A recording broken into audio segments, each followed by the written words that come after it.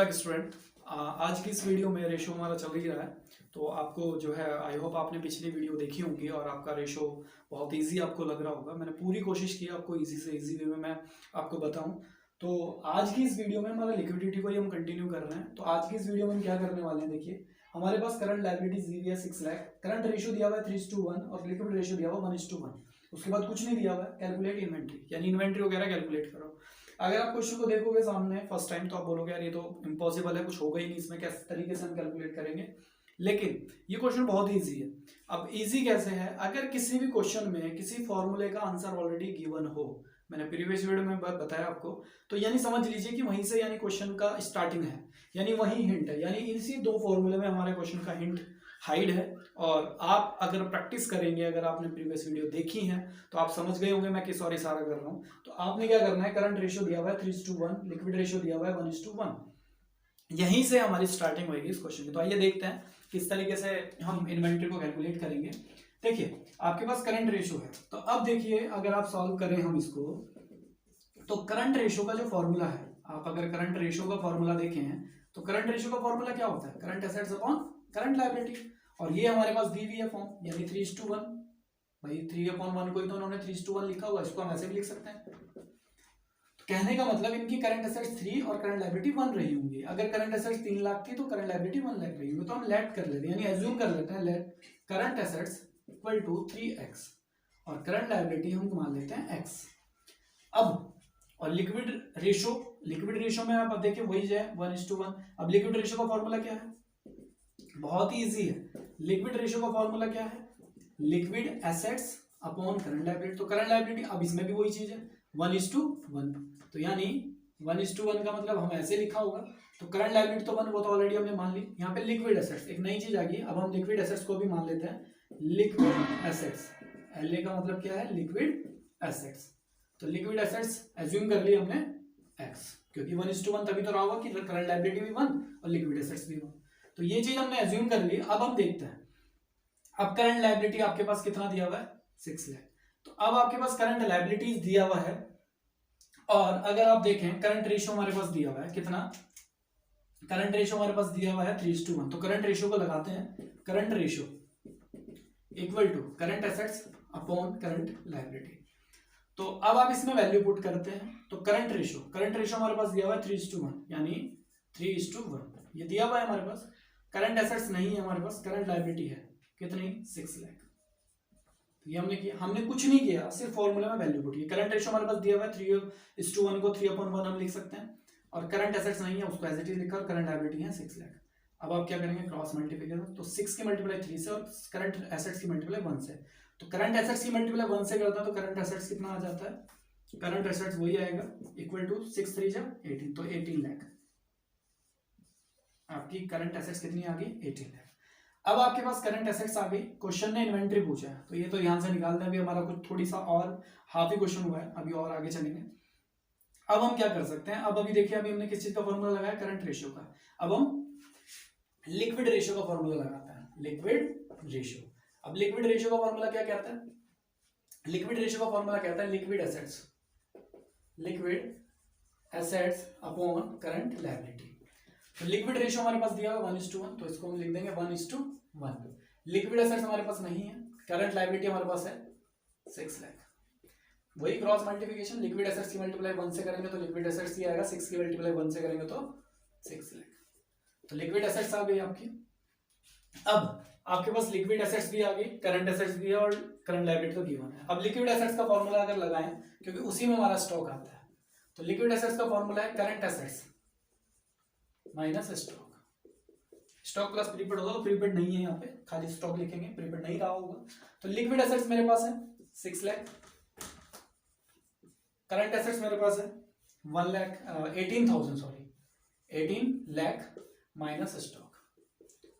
तो 18 लाख यहाँ प्लस है, इधर जाएगा माइनस, तो यानी 6 lakh minus 18 lakh equal to minus stock या इन्वेंट्री। तो इसमें आप माइनस करेंगे तो माइनस का कितना आएगा, 12 लाख, और इक्वल टू माइनस स्टॉक, यानी इन्वेंट्री माइनस से माइनस कैंसिल। तो आप यानी स्टॉक को इन्वेंट्री भी बोलते हैं, तो इन्वेंट्री लिख लीजिए या स्टॉक लिख लीजिए, वो आपका आ गया कितना 12 लाख, ये आपका था फाइनल आंसर। तो ये इस क्वेश्चन की हेल्प से हमने इसको समझने की कोशिश की है। एक और क्वेश्चन हम इसमें करते हैं, तो वो देखिए। अब इस वीडियो में देखिए, अभी तक हमने क्या किया, क्वेश्चन को किया था। अब एक और नेक्स्ट क्वेश्चन में लेके आया हूँ। इस क्वेश्चन में क्या करना है, टोटल एसेट्स गिवन है 22 लाख, फिक्स एसेट्स दी हुई है 10 लाख, कैपिटल एम्प्लॉयड दिया हुआ है 20 lakh, there was no long term investment, यानी नॉन करंट इन्वेस्टमेंट नहीं है, कैलकुलेट करंट रेशियो। तो जो चीज पूछी है उसका फॉर्मूला लगाना है ताकि आपको वे पता लगे कि आपने करना क्या है। तो करंट रेशियो का अगर आप फॉर्मूला देखें, यानी ये हमारा सॉल्यूशन चल रहा है, तो अब हमें पता लगेगा कि भाई खुद ही बता देगा फॉर्मूला कि आपने जाना किस और है। तो करंट रेशियो निकालना है, और यानी करंट रेशियो का जो फॉर्मूला है वो current assets upon current liability, current assets upon current liabilities.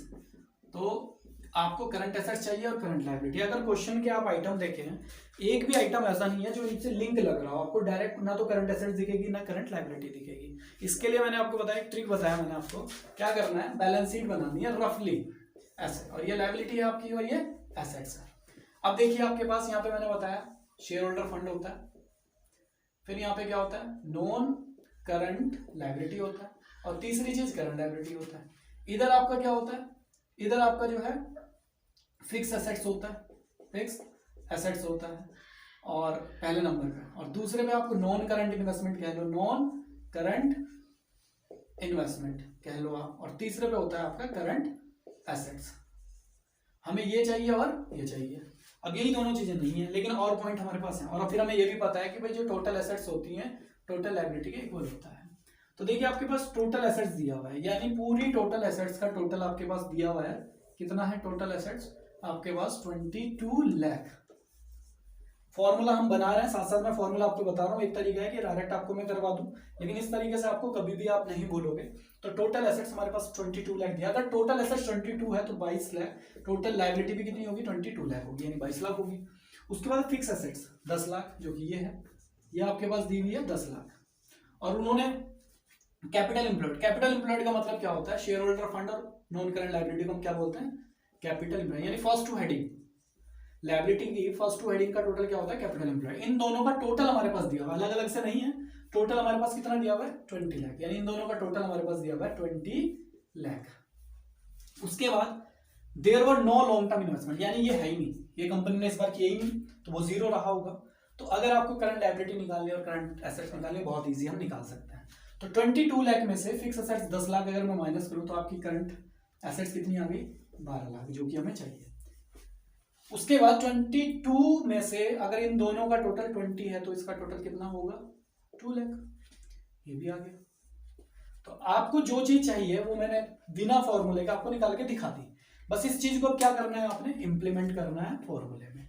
अब फॉर्मूला बनाना है। करंट एसेट्स मैंने कैसे निकाली, अगर आप देखेंगे करंट एसेट्स को मैंने कैसे कैलकुलेट किया, तो मैंने क्या किया, इस 22 में से ये 10 माइनस किया, ये 22 क्या है, टोटल एसेट्स, 22 क्या है आपका, total assets minus fix assets, fix assets, और ये भी माइनस करता हूं मैं नॉन करंट इन्वेस्टमेंट, लेकिन उन्होंने बोला इस बार नहीं है, तो वो नहीं करेंगे। तो टोटल एसेट्स कितनी है, 22 लाख, और फिक्स एसेट्स कितनी है, फिक्स एसेट्स आपकी 10 लाख। तो 22 में से 10 लाख अगर आप माइनस करते हैं तो आपका 12 लाख आता है, जो कि करंट एसेट्स आ गई। ऐसे ही आपको पता है, अब ये हमारे पास नहीं था टोटल लायबिलिटी आपको, लेकिन हमें ये पता है, हम वी नो दैट, हम ये जानते हैं, वी नो दैट, हम ये जानते हैं कि total assets equal to total liability. इसीलिए मैंने 22 लाख को इधर भी लिख दिया, क्योंकि टोटल लायबिलिटी। अब टोटल लायबिलिटी में से मैंने क्या किया, कैपिटल एम्प्लॉयड को माइनस किया, तो आपका करंट लायबिलिटी आ गई, यानी फॉर्मूला बन गया current liability, current liability equal to total liability, total liability minus capital employed, capital employed. तो कैपिटल एम्प्लॉयड अगर आप टोटल लायबिलिटी में से कैपिटल एम्प्लॉयड माइनस करते हैं तो टोटल लायबिलिटी 22 लाख है, कैपिटल एम्प्लॉयड आपका 20 लाख है, और 22 में से 20 माइनस करेंगे तो आपका कितना आ जाएगा, 2 लाख। ये आपकी करंट लायबिलिटी, करंट एसेट्स, दोनों चीज आ गई। और अब आपका इजीली क्या निकल जाएगा, करंट रेशियो। तो करंट रेशियो आप निकालेंगे, फॉर्मूला ऑलरेडी लिखा हुआ है, दोबारा लिखने की नीड नहीं है। तो 12 लाख डिवाइड बाय 2 लाख, तो 2 6 12 आपको पता ही होगा, 2 1 2 2 6 12, तो आपका आ गया आंसर 6:1। तो ये था आपका कंप्लीट, यानी इस रेशो, इस चैप्टर का 25% हमारा आज खत्म होता है आज की इस वीडियो में। ये चैप्टर जो है पूरे 4 पार्ट में डिवाइड है, लिक्विडिटी रेशो, सॉल्वेंसी रेशो, डेब्ट टू इक्विटी रेशो, यानी जो आपका एक्टिविटी रेशो जिनको हम कहते हैं, और प्रॉफिटेबिलिटी रेशो। तो पहला हमारा आज खत्म हो गया इस वीडियो के साथ। तो अगर आपको ये रेशो बिल्कुल अच्छा लग रहा है, अगर आपको समझ में आ रहा है, तो आप इस वीडियो को ज़्यादा से ज़्यादा शेयर करें और लाइक करना ना भूलें। Thank you.